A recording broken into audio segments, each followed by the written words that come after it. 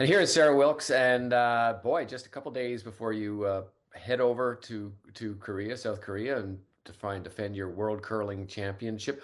What's the feeling amongst the team after you've won one big event at the Scotties, and now you have to kind of regroup for another one at the World Championships? Yeah, I think we're just really looking forward to the opportunity to represent Canada and head over to South Korea. There's so many good teams there. And, these 2 weeks between the Scotties and the Worlds is just a whirlwind. So we've all just kind of been at home training, recovering, staying focused, and yeah, just really excited to get over there. What does your prep look like? So for me personally, being a sweeper, it was a lot of recovery last week. Um, Lots of chiro appointments, lots of, like stretching and recovering from all the sweeping at the Scotties. Getting back into practicing when my body felt ready, training as well. And just kind of reflecting on the Scotties, what went well, what are areas to improve, and then yeah, go from there. Okay. And as you sort of mentioned, is this how deep the field is now? I mean, there's been a lot of talk about how the talent in women's curling has just soared. I think there's only two Canadian women's teams in the top 12 in the world ranking at this point. How tough is it to win the world championship? Is it as tough or tougher than the Scotties? I It's don't really want to put you on the hard. spot there because it's kind Yeah, of a leading yeah, question. no.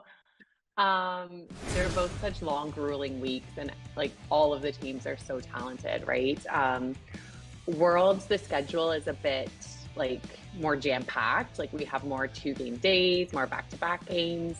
So that makes it harder for sure. And yeah, the international talent is just incredible. So we know we're going to have to bring our A game when we go and see what happens. All right, I wanted to get you on here because obviously for that, as one of the best curlers in the country and in the world, but also because of your work that you do. And I did a little deep dive here. You are listed as a sport-informed psychotherapist. Have I got that right? And if I do, Yeah. just give us a little information on what that means. Yeah, so I am a psychotherapist, like qualifying. So what that means is just like any like profession, like being a teacher or a doctor, you have to go through a certain amount of hours. I won't bore you with the details, but anyways, I'm just waiting for that word to drop because I've met all the hours. But technically, that's what I still am. And I primarily work with athletes. So through my lived experience in sport, I know how hard it can be on, one's mental health when things don't go the way we want them to. Being an athlete is so much part of everyone's identity who competes at a high level or at any level, really. And as I was going through my master's program and starting to work in the field of psychotherapy and counseling, I just saw this as an opportunity to work with people who have maybe experienced similar things to me in the past and experiencing right now. And that was kind of a niche area that, I was really excited to work with. Yeah, I'm a psychotherapist who primarily works with athletes on the mental health side of things. It's the long-winded way of saying it. That's pretty interesting work. I mean, as you know, I'm sure my other line of work here is covering golf, and there's Mhm. a lot of mental stuff that goes on in golf, and a lot of the players have their own psychotherapists, and that they go with them. Is curling the same way, or is it moving in the direction, or do you think that there is a need for perhaps more um, mental focused improvement amongst curlers? Yeah, I think curling it's kind of similar to golf where like the mental side of things has always like I know all teams that I've worked with, we've always worked with like a mental performance consultant, someone to help kind of our team with our mental game, and everyone kind of has their individual people that they work with as well.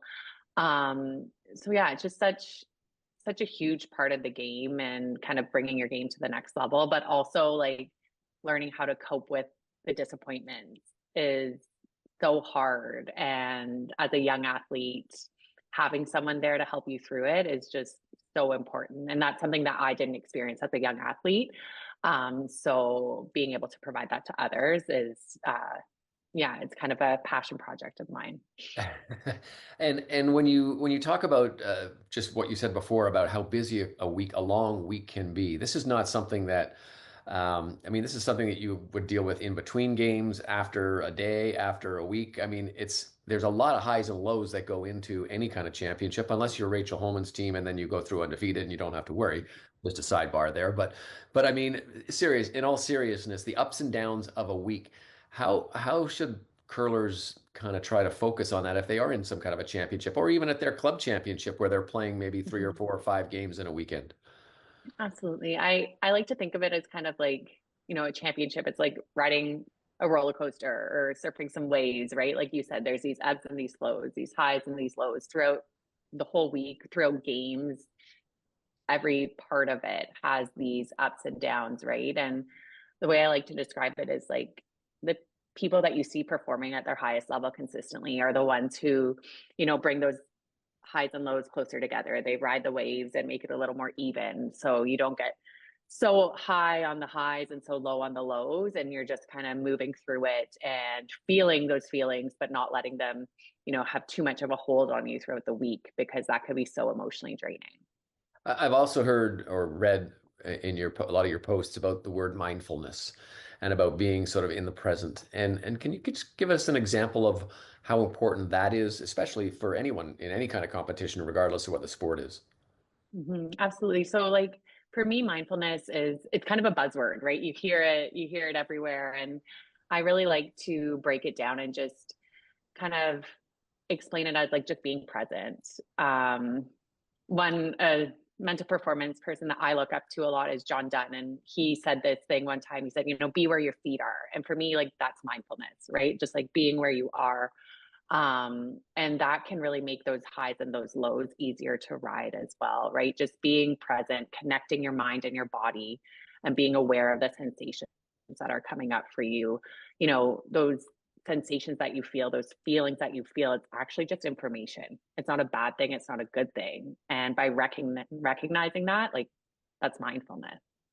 Do you think there's enough of that in curling right now? Do you think there's enough, even just mental health, mental focus, acuity? Are all the elite teams now basically working with mental coaches? Yeah, I think you kind of have to, right? Because it's so hard. It's so grilling. And if you're not, you're probably losing a step. So you have to kind of address all of those different parts of your game to stay at the top, in my opinion. And are you taking new clients? I have a team that's not too well. At the moment with my current schedule, not at the moment, but in the summer I will be. Maybe you can help my golf game then. That would be even better. Absolutely. Thank you so much for your time. I think it's so interesting with the work you're doing, and I wish you the best of luck in a couple of weeks at the World Championships. Thanks so much, Bob. Thanks for having me.